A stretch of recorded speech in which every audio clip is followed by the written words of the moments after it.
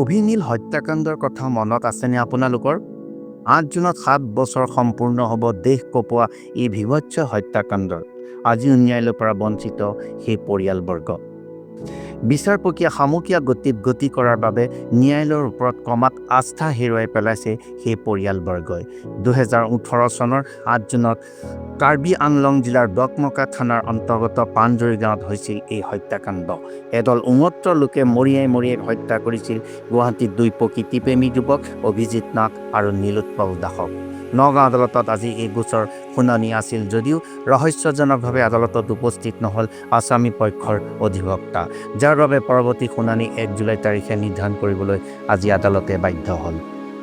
কি ক'ম মানে পৰিৱেশটোতো আমাৰ বৰ পক্ষে যোৱা নাই, কাৰণ কিয় আজি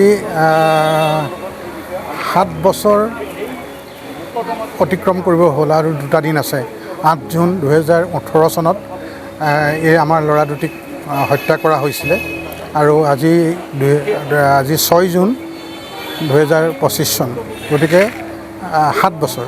এই ৭ বছৰে যিটো শুনানি পৰ্যায়, সেই শুনানি পৰ্যায় সাক্ষীসকলৰ সাক্ষ্যদানৰ যিটো শুনানি, সেই শুনানিটোহে সম্পন্ন হ'ল। তাৰ পিছৰ পৰ্যায়ত আজি প্ৰায় এবছৰ দিন ধৰি 2টা জুভেনাইল কেছ লৈয়ে আমাৰ কোৰ্টৰ সময় অতিবাহিত হৈ গ'ল।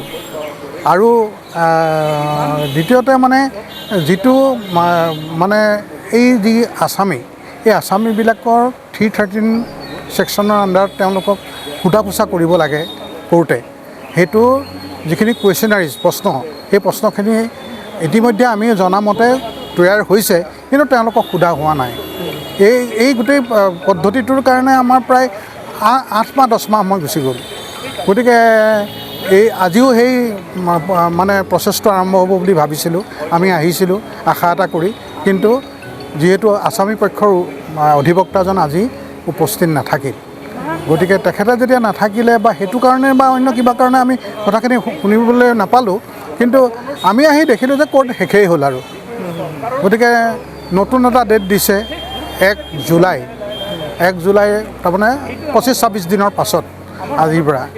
গতিকে আমাৰ গোটেই যিটো বিচাৰ প্ৰক্ৰিয়া, সেই হাইকোৰ্টৰ নিৰ্দেশ মতে এইটো ফাষ্ট ট্ৰেক ট্ৰায়েল হিচাপে ল'ব লাগিছিলে। ফাষ্ট ট্ৰেক ট্ৰায়েলৰ নেচাৰটো হ'ল কি, যিটো মানে পদ্ধতি হ'ব লাগিছিলে, সেইটো মানে ধৰক খৰতকীয়া ধৰণে সপ্তাহত 1টা দিন, মাহেকত 4-5টা দিন ল'ব লাগিছিলে। আৰু প্ৰথম অৱস্থাত যেতিয়া মোকদ্দমাটো আগবাঢ়িছিলে, তেতিয়া 4-5টা দিন আমাক সেই সময়ত কোৰ্টে লৈছিলে।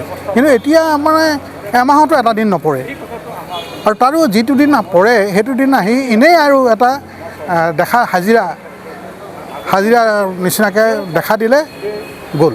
আজিতো এক পক্ষৰ আসামী পক্ষৰ উকিল নাহিলেই। গতিকে আজি এই 7 বছৰে ধৈৰ্যৰ সীমা হেৰাই গৈছে আচলতে, যে কি পৰ্যায়লৈ গৈ আছে। এটাৰ পাছত এটা জুভেনাইল কেছ আহি আছে। গতিকে কোনো তাৰ মানে কোনো ধৰণৰ যিটো আমাৰ মনপুত কোনো এটা সিদ্ধান্ত হোৱা নাই। গতিকে কি ক'ম, ভুক্তভোগী সদায় ভুক্তভোগী হৈ আছে। এই ভুক্তভোগী হৈ থাকোঁতে হয়তো জীৱনটো পাৰ কৰিবগৈ লাগিব নেকি। গতিকে আমাৰ কি ক'ম আপোনালোকে সুধিছে, ক'বলৈ মন নাযায়, কিন্তু কৈছোঁ। আমাৰ মনত সদায় আছে, আৰু আমি ভাবোঁ যে when there is a will there is a way,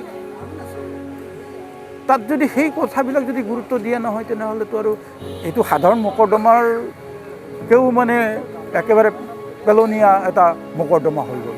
এই অৱস্থাটো হ'ব নালাগিছিলে। এইটোৱে আমাৰ ক্ষোভ। এই ক্ষোভটো আমাৰ বাঢ়ি আছে, কম হোৱা নাই। গতিকে আমি আপোনালোকৰ মাধ্যমেৰে, সংবাদ মাধ্যমেৰে আমি অসমৰ ৰাইজকো এই বিষয়ত সজাগ হ'বৰ কাৰণে আমি অনুৰোধ জনাওঁ।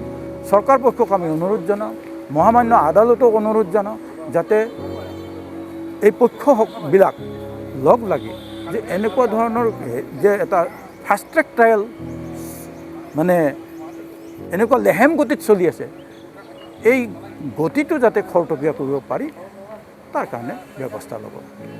ইয়াকে অনুৰোধ জনাই মই ধন্যবাদ।